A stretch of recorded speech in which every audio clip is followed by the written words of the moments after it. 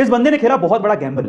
इसने 5,000 कारों की एडवांस में बुकिंग करवा ली और अब बायर से कहा कि अगर आपको मारुति कार खरीदनी है और अगर आपके पास पैसे नहीं है तो अपॉर्चुनिटीज का इंतजार नहीं किया जाता मेरे दोस्त, अपॉर्चुनिटीज क्रिएट की जाती हैं। कैसे, मैं बताता हूं। रमाकांत आचरेकर, जिन्होंने लेजेंडरी सचिन तेंदुलकर और विनोद कांबली जैसे क्रिकेटर्स को क्रिकेट की बारीकियां सिखाई थी, 1980 के दौरान एक और स्टूडेंट उनसे क्रिकेट की बारीकियां सीख रहा था जिसका नाम था उदय कोटक। उदय कोटक को फाइनेंस की पढ़ाई के साथ साथ क्रिकेट में बड़ी दिलचस्पी थी। इसी वजह से वो क्रिकेट की ट्रेनिंग रमाकांत आचरेकर से ले रहे थे। लेकिन एक मैच के दौरान जब फील्डर ने स्टंप की तरफ वापस से बॉल फेंकी तो वो बॉल गलती से उदय कोटक के सिर पे जाकर लगी। वो इंजर्ड हो गए, उन्हें हॉस्पिटलाइज किया गया। उनकी पढ़ाई बीच में छूट गई क्योंकि उन्हें रिकवर करने में काफी समय लग गया। इसी दौरान उनकी फैमिली ने उनसे कहा कि क्रिकेट बहुत रिस्की है, ये तुम्हारा पैशन है लेकिन करियर नहीं हो सकता, तुम अपनी पढ़ाई पे क्यों ध्यान नहीं देते।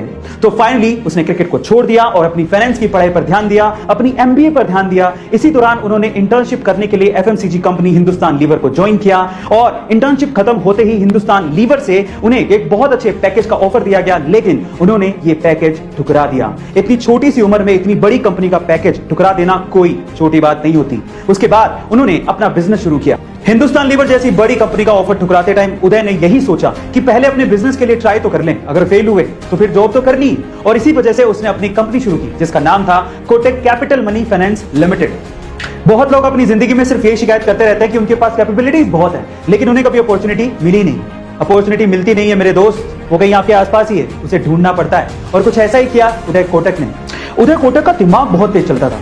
वो अपने आसपास कमाने की अपॉर्चुनिटीज ढूंढते रहते थे और अपने हाथ से उन अपॉर्चुनिटीज को जाने नहीं देते थे। 1980 के दौरान उन्हें ऐसी एक बड़ी अपॉर्चुनिटी मार्केट में दिखाई थी। वो क्या थी?